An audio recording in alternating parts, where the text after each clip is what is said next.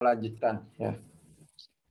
Jadi tadi di slide sebelumnya sudah saya sampaikan bahwa upaya yang dilakukan untuk mencegah dan menanggulangi kecelakaan kerja ada dengan cara ISMEC tadi.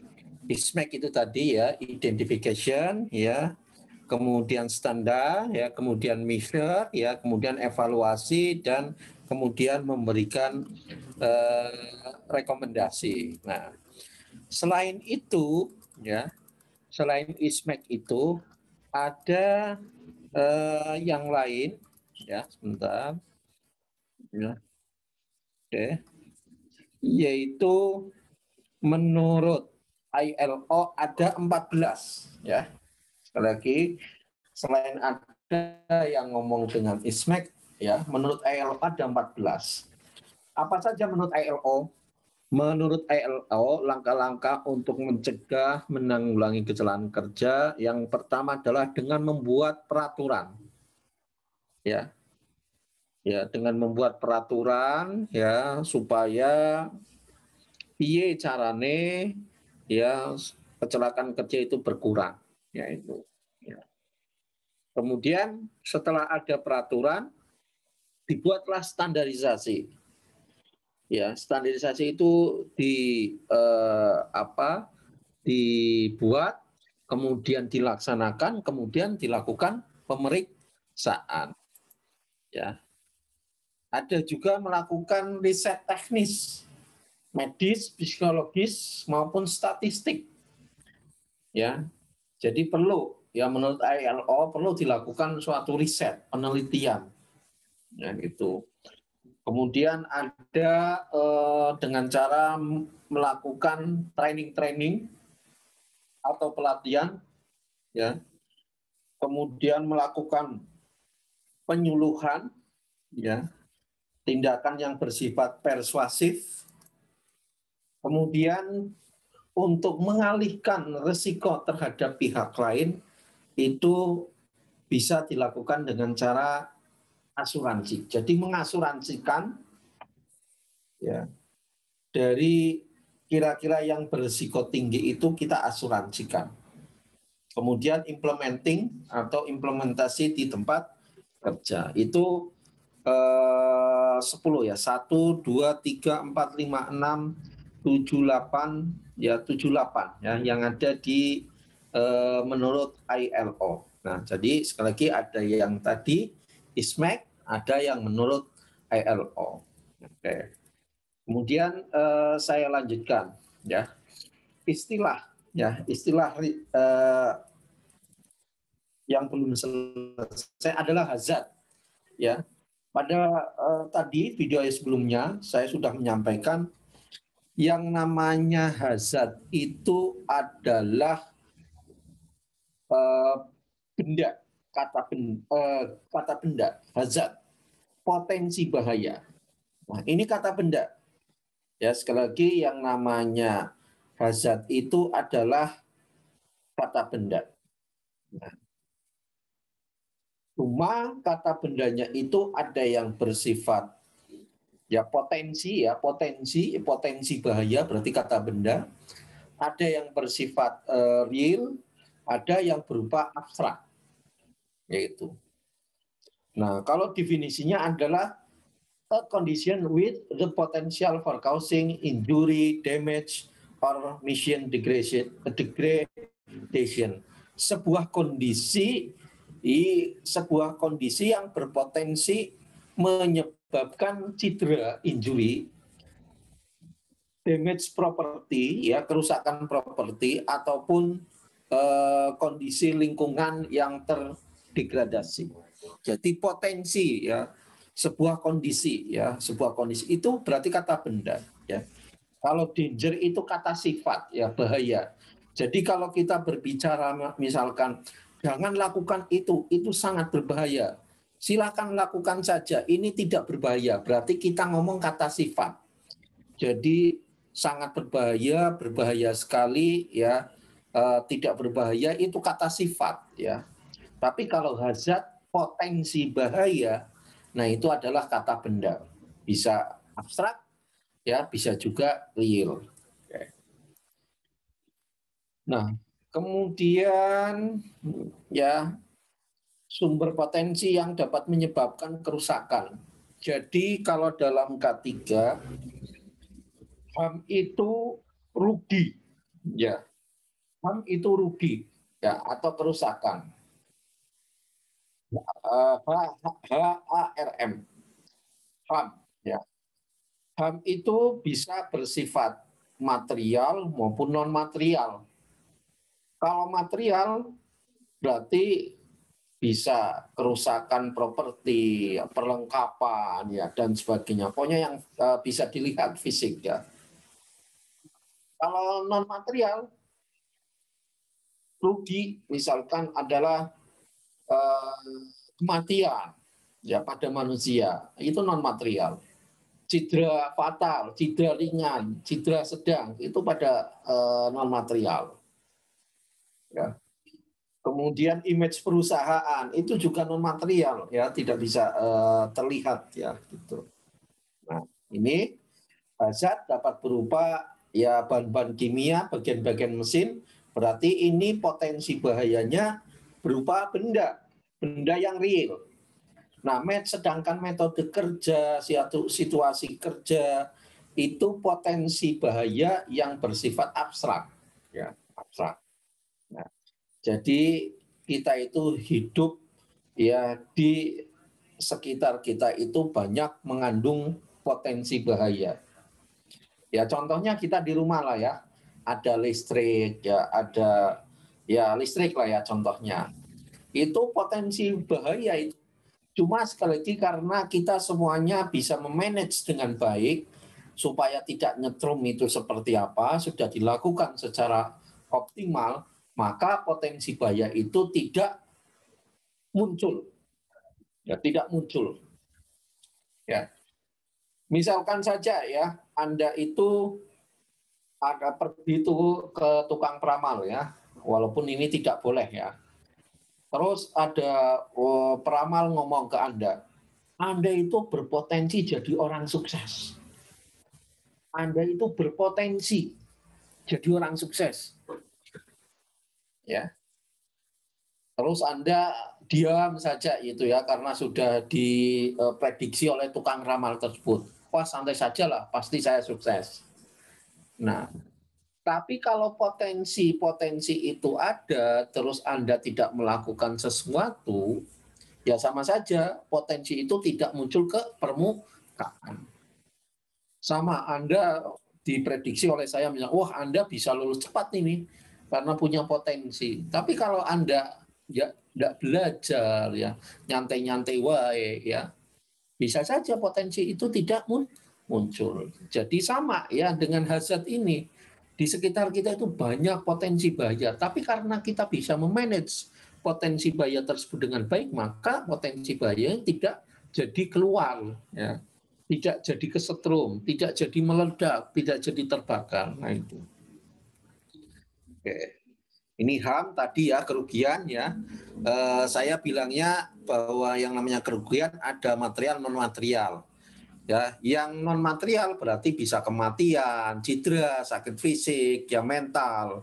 Kalau material berarti kerusakan properti, kerugian produksi, ya dan sebagainya. Ya, termasuk kalau kerusakan lingkungan itu non material ya, karena tidak bisa dihitung secara langsung ya. Oke. Nah, kalau kita berbicara risiko, ya, risiko, ya, itu seperti saya sering memberikan contoh, ya, saya sering memberikan contoh ketika ya ada seorang pengusaha yang kaya raya, ya, pengusaha kaya raya. Kemudian karena kaya raya dia punya helikopter. Ya, pengusaha tersebut ternyata pengen meninjau pulau yang telah dibelinya. Pulaunya itu pulau terpencil, belum terjamah oleh banyak manusia. Akhirnya si pengusaha tersebut pergi ke pulau tersebut dengan menggunakan helikopter, hanya ditemani oleh pilotnya saja, ya. Jadi berdua. Nah, kemudian karena terjadi sesuatu, tiba-tiba mesin helikopter tersebut rusak, kemudian jatuh, ya di atas pulau tersebut yang belum terjamah, yang tidak banyak terjamah oleh manusia. Jatuh, ya helikopternya rusak, termasuk sang pilot, kecuali si pengusaha tersebut. Ya. Nah, karena jatuh, ya yang hidup cuma seorang pengusaha tersebut.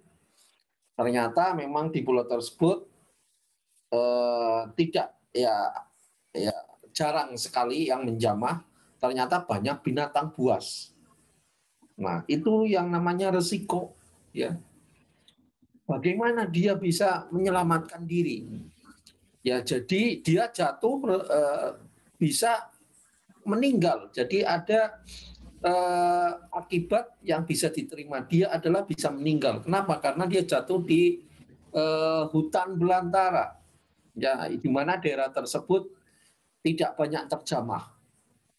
Nah, dia punya pilihan, ya, dia punya pilihan. Kalau dia pengen selamat dari kejaran binatang buas, ya misalkan harimau, dia harus melewati jembatan. Jembatan ini misalkan ini hanya bisa menahan beban misalkan 100 kilo.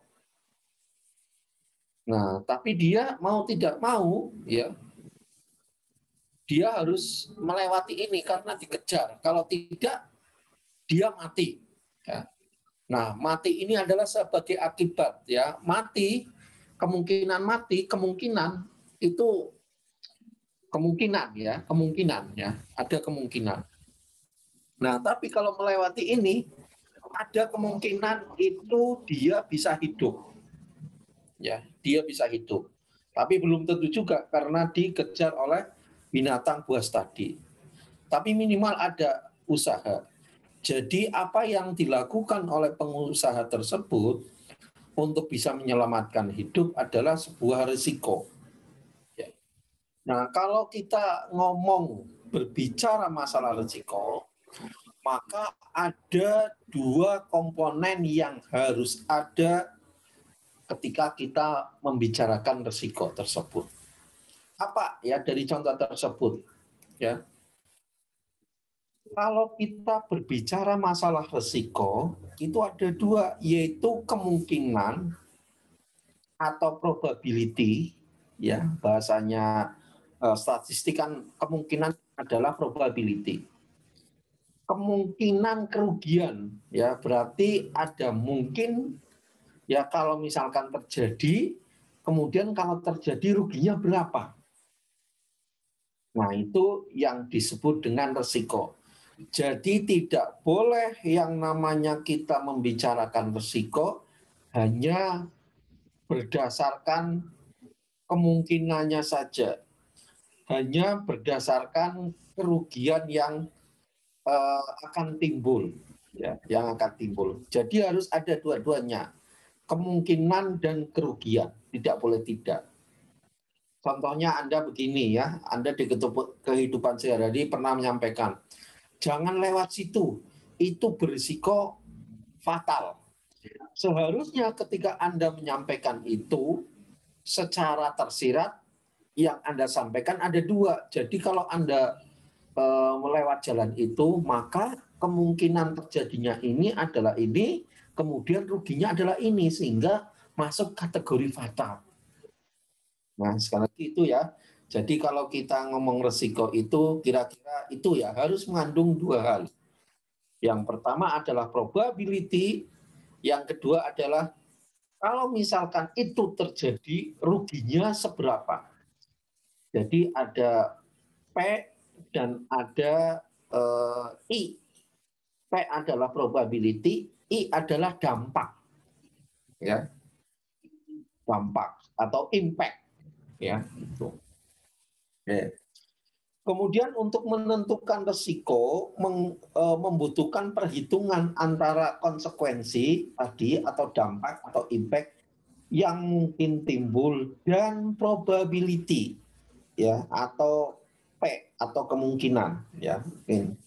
Nah, ini yang disebut dengan level of risk, tingkat risiko. Jadi kalau kita berbicara tentang risiko, itu sebenarnya tadi yang saya sampaikan mengandung dua unsur yaitu P dan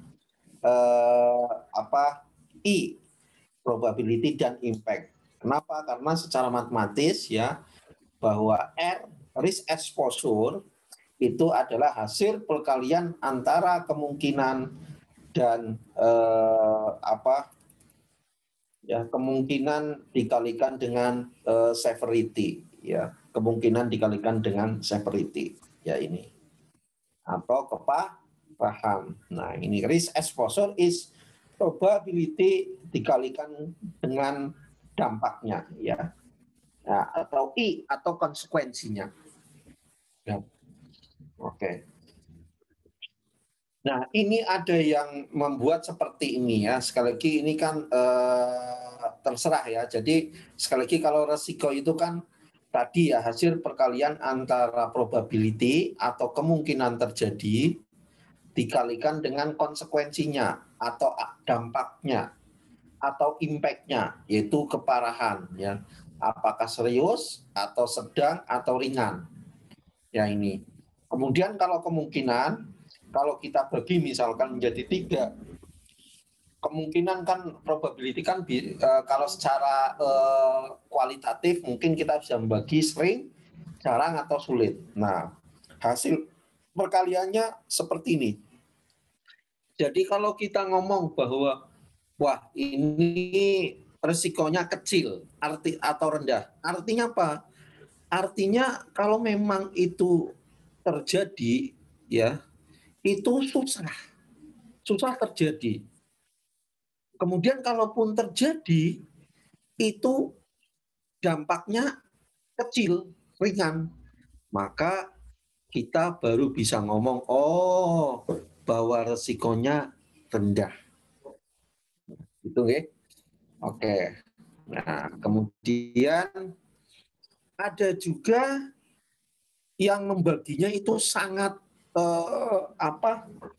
tidak menjadi 3 ya. Tadi kan yang severity-nya ada yang 3 saja ya. Ada yang serius berarti fatal ya. Ada yang sedang, ada yang ringan. Sedangkan kemungkinannya dibagi 3. Tapi ada juga yang sangat sangat detail ya. Ya, jadi sangat jarang, sedang, sering. Ada yang seperti ini. Ya, ada yang seperti ini. Ya, ini kira-kira ini. Nah, itu kalau kita berbicara tentang resiko. Jadi sekali lagi kalau kita ngomong resiko berarti makna yang terkandung dalam apa yang kita sampaikan sebenarnya mengandung 2 hal yaitu sudah berbicara kemungkinan dan sudah berbicara masalah kalau misalkan terjadi pun itu ruginya sekian. Nah, itu kalau kita ngomong risiko. Nah, kemudian tadi danger ya yang saya sampaikan bahwa danger itu atau danger itu kata sifat menunjukkan tingkat bahaya. Jadi kalau kita ngomong sangat bahaya, bahaya sekali, tidak berbahaya, sedang-sedang saja itu kata sifat ya. Ya kata sifat tadi. Nah, lawannya danger itu adalah safe ya, safe. Safe itu aman ya. Lawannya dari danger itu adalah safe ya. Ya, lawannya dari danger. Oke. Ya ntar mudah-mudahan teman-teman mahasiswa bisa memahami ya apa yang dimaksud dengan resiko ini ya. Oke. Kemudian yang berikutnya adalah saya sampaikan masalah ini upaya ada yang menyampaikan bahwa upaya pencegahan kecelakaan kerja itu dengan melakukan identifikasi ya dan pengendalian bahaya di tempat kerja, pembinaan dan pengawasan, ya, adanya sistem manajemen K3 dan ada yang menyampaikan seperti itu, ya. Ada yang ISMEK, ada yang menurut ILO. Oke. Nah, kemudian kemarin saya belum sempat menyampaikan bahwa kalau kita lihat ya di media-media atau apa, kalau kita berbicara masalah K3 itu ada lambang seperti ini. Ini punya makna, ya, punya makna. Lambang cross, mohon maaf ya, palang atau plus itu mananya adalah bebas dari kecelakaan, ya, dan PAK. PAK adalah penyakit akibat kerja. Roda gigi, kalau kita lihat, itu artinya adalah bekerja dengan kesegaran jasmani dan rohani. Warna putih itu sendiri melambangkan bersih dan suci, sedangkan ini kenapa warnanya hijau adalah selamat, sehat, dan sejahtera, menggambarkan itu. Nah, jumlah roda giginya itu ada 11 untuk menggambarkan dalam Undang-Undang Nomor 1 tahun 1970 itu memang ada 11 gerigi roda, ya. Jadi ada 11 bab, ya. Ada 11 bab ya di Undang-Undang Nomor 1 tahun 1970. Nah, kemudian dasar hukum penerapan K3 di tempat kerja.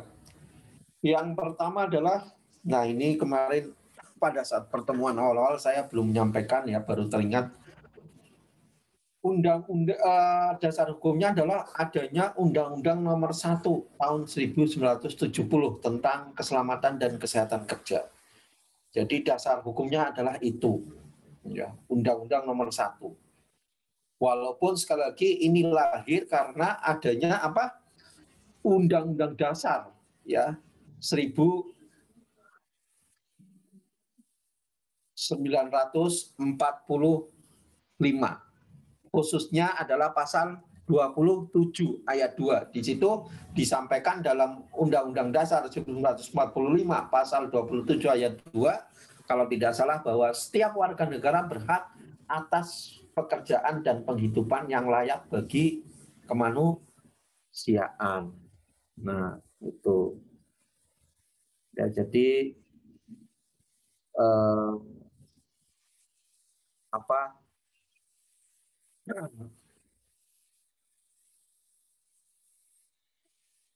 Undang-Undang Nomor 1 tahun 1990, ya, itu lahir karena tadi, ya, ada turunan, ya, dari Undang-Undang Dasar 1945 itu.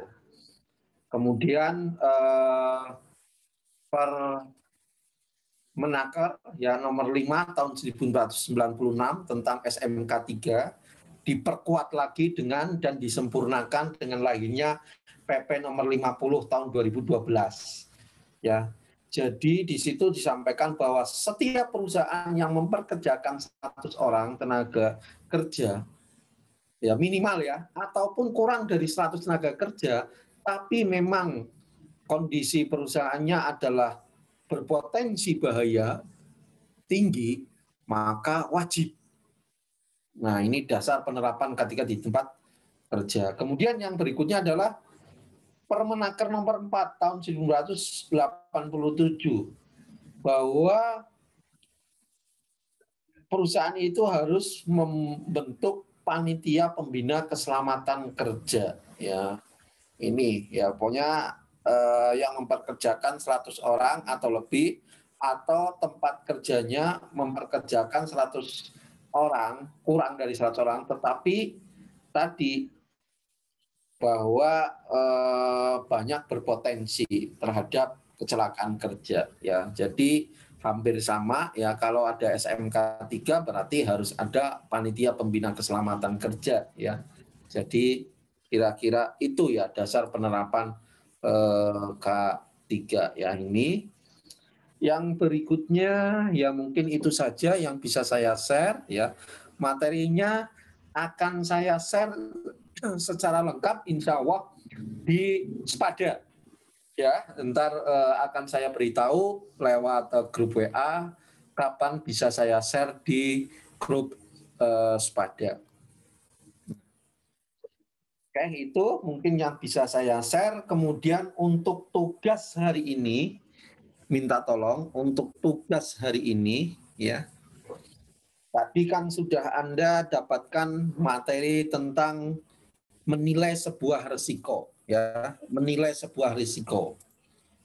Ya.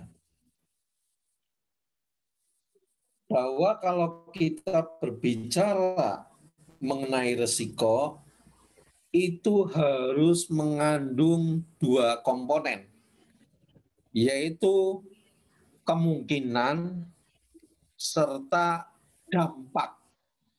Ya, dampak. Ya.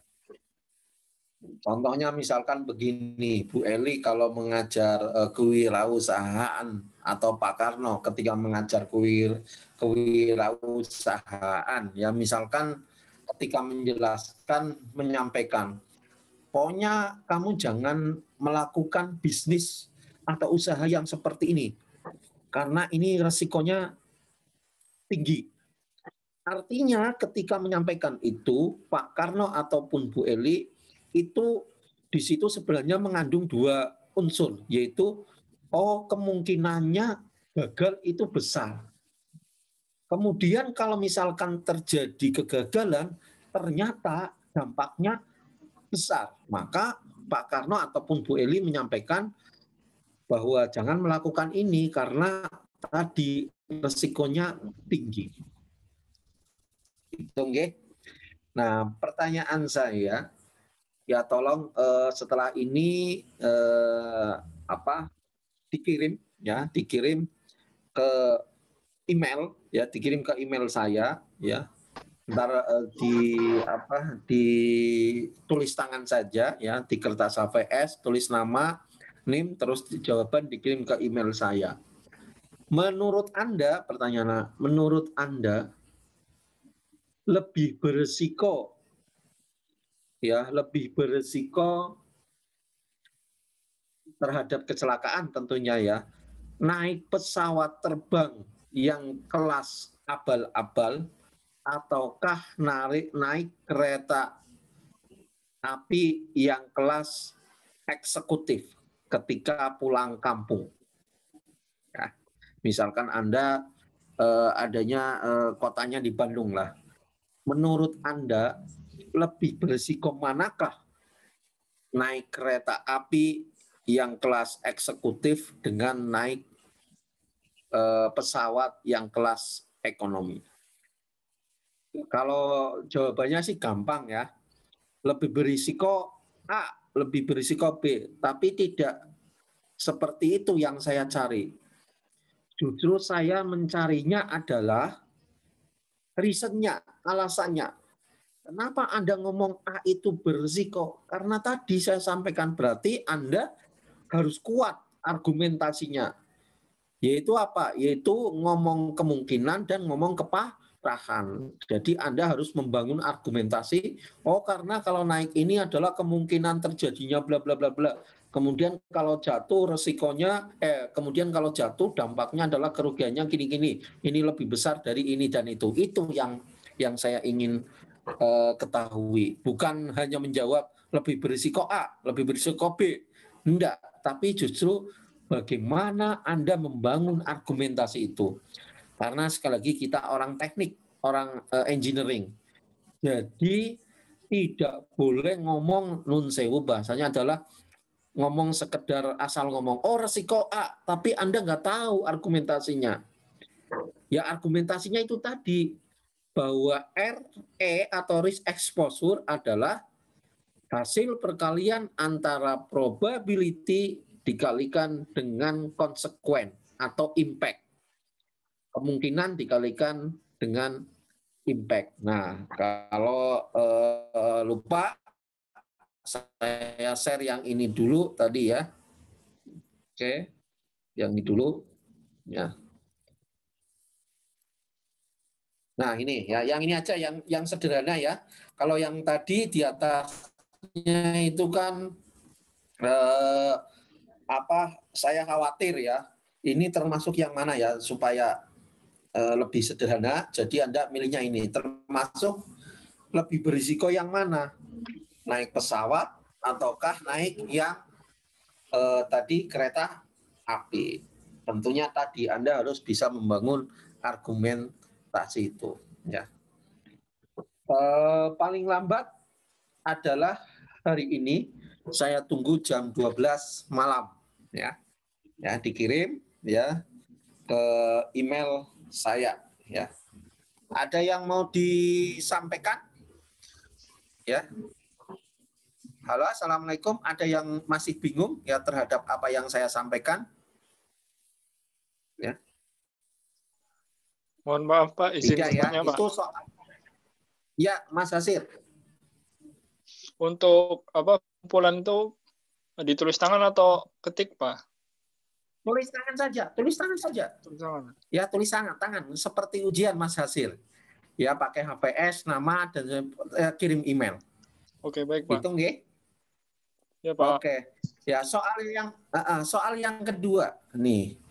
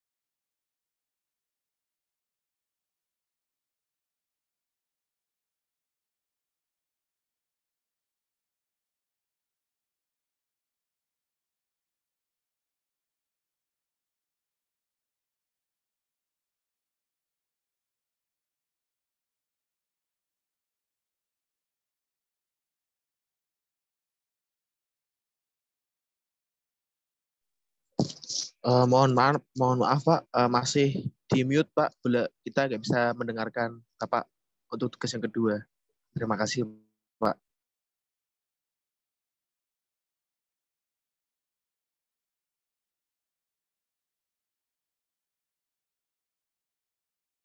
Halo, assalamualaikum. Ya, mohon maaf tadi saya. Gimana Mas? Bisa diulangi?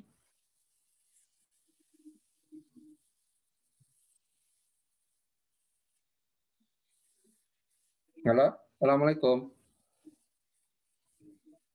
Waalaikumsalam. Ya, ada yang bertanya tadi? Ada yang ini? Untuk soal kedua bisa terlihat videonya? Halo? Bisa terlihat tidak? Bisa terlihat, Pak. Udah, Oke, Pak. bisa terlihat. Oke ya. Ya ini saya ini lagi. Oke. Ya, tolong diperhatikan video yang kedua, soal yang kedua. Tolong Anda setelah melihat video animasi yang saya tampilkan itu, apa sih kaitannya dengan K3? Ya, dari pertemuan pertama, kedua, sampai detik ini ya, pertemuan ketiga ya, Anda kan sedikit banyak sudah mendapatkan gambaran apa sih itu K3. Nah, sekarang kaitannya apa ya video yang saya putarkan ini, animasi yang saya putarkan ini dengan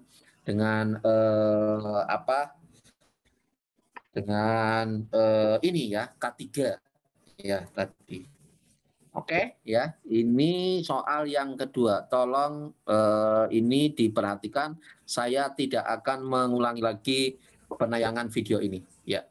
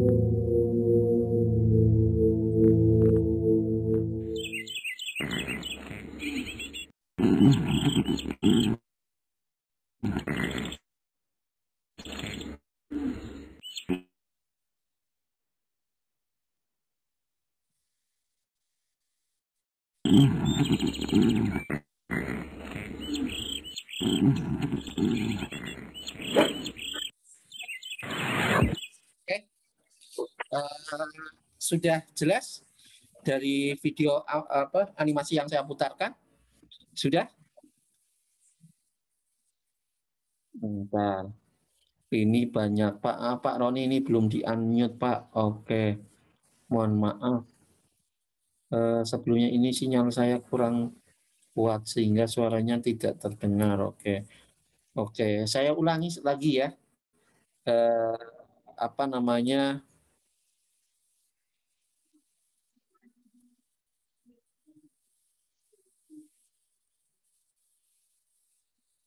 Videonya gitu ya. Oh ya, berarti tadi saya menyampaikan materi setelah itu enggak terdengar ini, teman-teman mahasiswa. Terdengar enggak tadi saya menyampaikan materi? Kedengaran, Pak. Kedengaran, Pak. Terdengar ya? Terdengar, Pak. Terdengar ya, Pak. ketika Eh, membahas resiko terdengar ya? Cuman waktu mutar videonya tadi terputus-putus, Pak. Oke. Ya, oke. Berarti saya ulangi lagi ya. Mudah-mudahan sinyal saya juga bagus gitu ya. Saya ulangi lagi. Oke, alhamdulillah berarti bisa. Ini suara dari video terdengar juga, Mas? Suara dari video itu delay, Pak, sama gambarnya. Sama gambarnya delay ya? Waduh. Sama videonya itu Ini kayak misalnya animasinya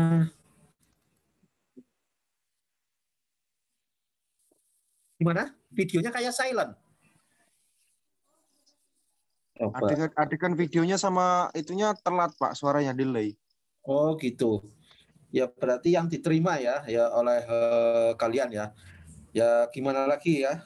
Saya nggak punya ini ya. Tapi kalau dari sini kalau dilihat secara langsung sih enggak sih ya. Ya, oke. Anda kira-kira diupayakan lah ya bisa matchkan antara soundnya, antara suaranya dengan videonya. Oke, sebentar. Saya share lagi. Oke. Sebentar. Oke.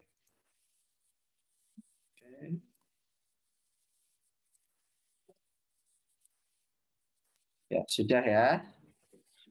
Atau saya pakai ini sebentar ya. Kayaknya jelek. Saya pakai ini aja dah. Bentar, Mas. Pakai advance aja ini ya. Advance files, oke, video, share.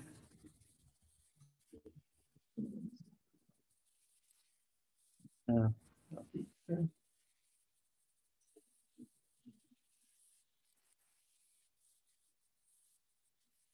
oh, nggak kelihatan, nggak bisa saya putarkan karena bentuknya animation ini ya, mohon maaf. Jadi ya terpaksanya tadi ya, mohon maaf ya sekali lagi hanya bisa diputar dengan tadi format yang tadi ya. Ya, saya putarkan sekali lagi ya. Mudah-mudahan lancar ya.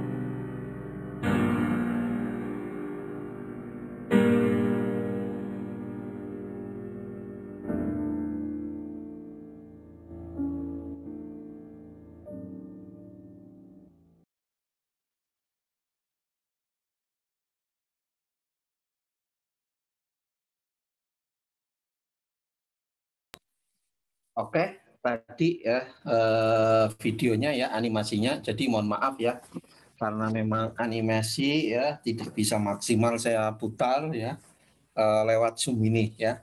Tapi setidaknya Anda sudah punya gambaran lah apa sih kaitan video yang saya putarkan tadi dengan keselamatan dan kesehatan kerja. Oke, saya kira cukup jelas ya. Saya tunggu jawabannya. Mohon dikirim ke email saya ya. Email saya chat dulu ya supaya siapa tahu ada yang belum pernah ya Niel. Oke, oke. Ya silakan ada yang tidak punya kertas HVS, monggo ya, tidak harus kertas HVS ya.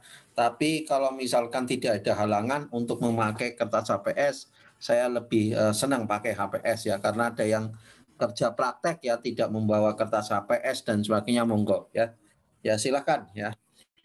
Ini alamat email saya chat di sini ya.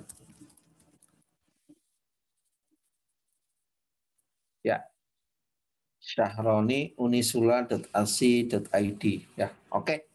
Mungkin itu saja yang bisa saya share ya. Terima kasih dan mohon maaf ya sudah mengganggu waktu malamnya ya. Saya akhiri dengan bacaan alhamdulillah, alhamdulillahirabbil alamin. Wassalamualaikum warahmatullahi wabarakatuh. Ya. Waalaikumsalam warahmatullahi wabarakatuh. Saya izin untuk end meeting for all nggih. Iya, Pak. Nggih.